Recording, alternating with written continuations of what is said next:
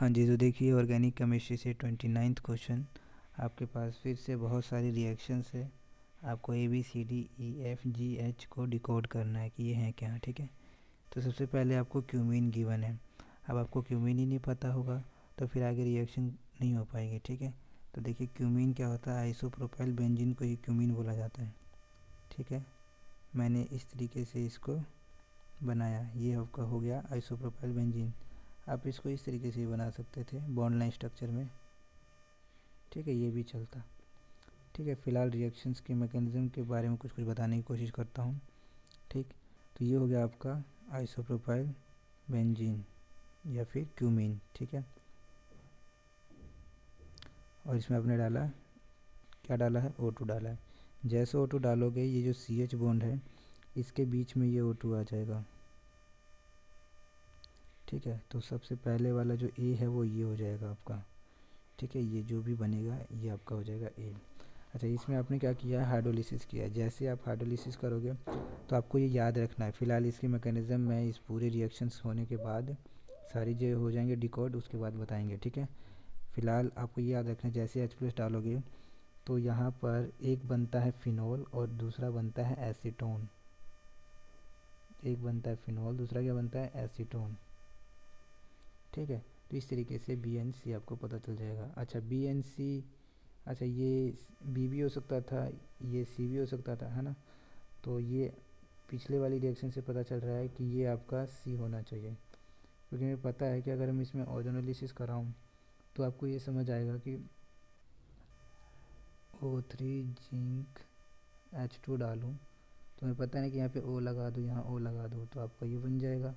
तो इसका मतलब सी जो मैंने बनाया बिल्कुल ठीक बनाया। ठीक है, तो सी आपका ये हो जाएगा। अच्छा, इस फिनॉल में आपने सोडियम डाला तो पता है ये सोडियम क्या करेगा, एक तरीके से ये ऐसे हुआ ना कि एसिड में आपने सोडियम मेटल डाल दिया तो हाइड्रोजन गैस निकल जाएगा और ये सॉल्ट का फॉर्मेशन, मतलब सोडियम फिनॉक्साइड आयन बना और H2 गैस निकल जाएगा। अब ये sodium phenoxide ion as a nucleophile attack करेगा किस पर, मिथाइल आयोडाइड पर, और SN1 मैकेनिज़्म के थ्रू ईथर का फॉर्मेशन कर देगा। और इस रिएक्शन को क्या बोला जाता है, विलियमसन सिंथेसिस। ठीक है, तो ई आपका क्या हो जाएगा, ई आपका हो जाएगा कुछ इस तरीके से। ठीक है, तो ये हो जाएगा आपका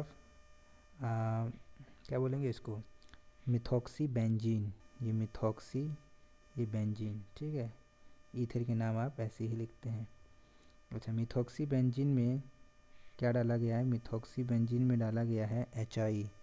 अच्छा, HI डालते हैं तो आपको समझ आता है ना क्या होने वाला है। जैसे ही आपने HI डाला मिथॉक्सी बेंजीन में, थोड़ा सा क्लियर करते हैं इस चीज़ों को। देखिए, ये था आपका मिथॉक्सी बेंजीन। ठीक, HI डालोगे तो क्या होगा, जो ये लोन पेयर है ऑक्सीजन पर, ये उस प्लस वाले H को नेगेटिव वाले H के साथ कुछ कुछ करेगा। तो पहले ये प्लस वाले के साथ करेगा, तो इस तरीके से आपका स्ट्रक्चर बन जाएगा।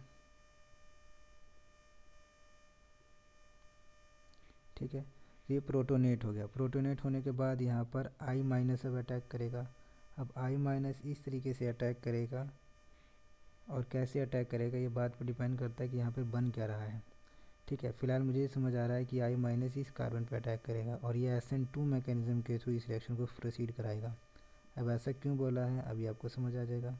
तो ये बन जाएगा फिनॉल और दूसरा क्या बन जाएगा, CHI। अरे ये तो वापस बन गया, बिल्कुल ठीक कह रहे हो, वापस ही बन गया। ठीक है, अच्छा F में दो चीज़ लिखनी चाहिए थी ना मेरे को, है ना। कोई बात नहीं, यहाँ पर दो चीज़ बनेंगी आपके पास, एक होगा मिथाइल आयोडाइड, एक होगा फिनॉल। ठीक है, अच्छा मैंने इसको SN2 मैकेनिज्म के थ्रू ही क्यों करवाया, और आपको कैसे पता चला कि SN2 ही कर रहे हैं। देखिए SN2 में हिंड्रेंस वाला फैक्टर होता है, तो यहाँ पर जो न्यूक्लियोफाइल है आपका, ये जो न्यूक्लियोफाइल है ये उस कार्बन पे गया है जहाँ पर हिंड्रेंस कम है। ठीक है, sp3 हाइब्रिडाइज कार्बन है, अगर ये इस कार्बन पे जाता, बेंजीन वाले इस वाले कार्बन पे जाता, तो ये रिएक्शन हो ही नहीं पाते। पता है ना आपको, यहाँ पे डबल बॉन्ड करेक्टर हो जाता है। ठीक है, तो ये कभी बॉन्ड टूटेगा ही नहीं। ठीक है, इस वजह से कह रहा मैंने SN2 करा दिया यहाँ पर। ठीक है, अब थोड़ा थोड़ा वो डिटेल कर लेते हैं, फिर जो पहली वाली रिएक्शन था उसका मैकेनिज्म कर लेते हैं। आपको ये मैंने पहले भी बताया है कि आई माइनस, आई जो माइनस है वो कहाँ अटैक करेगा, वो यहाँ अटैक करेगा कि यहाँ अटैक करेगा। यहाँ अटैक करने के लिए इसको बॉन्ड को तोड़ना था ना पहले, तो बॉन्ड को तोड़ेगा तो यहाँ पॉजिटिव चार्ज आएगा, है कि नहीं। या फिर ये सिंगल स्टेप में हो ही नहीं पाएगा, क्योंकि एक बात बताओ, यहाँ पे इलेक्ट्रो, यहाँ पर जो ये बॉन्ड है ये इतना स्ट्रॉन्ग बॉन्ड नहीं जितना आप सोच रहे हो, मतलब सॉरी, इतना वीक बॉन्ड नहीं है जितना आप सोच रहे हो, ठीक है। ये बहुत ही ज़्यादा स्ट्रॉन्ग बॉन्ड है और ये टूटेगा नहीं ये वाला बॉन्ड, ठीक है।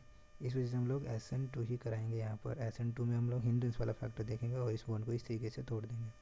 तो आपका एक प्रोडक्ट बनेगा फिनोल और दूसरा बनेगा CH3I। ये पहले वाली रिएक्शंस में भी हम लोगों ने डिस्कस किया है, ठीक है। अच्छा, अब आ जाते हैं क्यूमीन वाले के बारे में कि क्यूमीन में वो रिएक्शंस किस तरीके से हुई। तो आपने यहाँ तक तो बना ही लिया था, ठीक है। थोड़ा सा पीछे जाके देख लीजिएगा, हम लोगों ने यहाँ तक तो बना ही लिया था। इसके बाद मैंने बोला कि H+ डाला तो कुछ कुछ हो जाता है। अब देखिए H+ डालते हो तो क्या होता है, यहाँ पर H+ आ जाता है। ये कैसे आता है इस बात को समझ लेते हैं। हमें बताया था ना कि जब भी ऑक्सीजन 2 बॉन्ड बनाए तो 2 लोन पेयर होता है, तो ये H+ इसके पास आ जाएगा, किसके पास, इस वाले लोन पेयर के पास, और ये कुछ इस तरीके से स्ट्रक्चर का फॉर्मेशन कर देगा, ठीक है। यहाँ पॉजिटिव चार्ज आ जाएगा क्योंकि इसने लोन पेयर दे दिया। अब ये पानी निकल जाएगा, जैसे ही पानी निकलेगा क्या यहाँ पॉजिटिव चार्ज आ जाएगा। अब जैसे ही पानी निकलेगा यहाँ पॉजिटिव चार्ज आएगा तो ये एज अ रेस्क्यू की तरह काम करेगा इसको बचाने के लिए, और स्ट्रक्चर कुछ इस तरीके से बन जाएगा।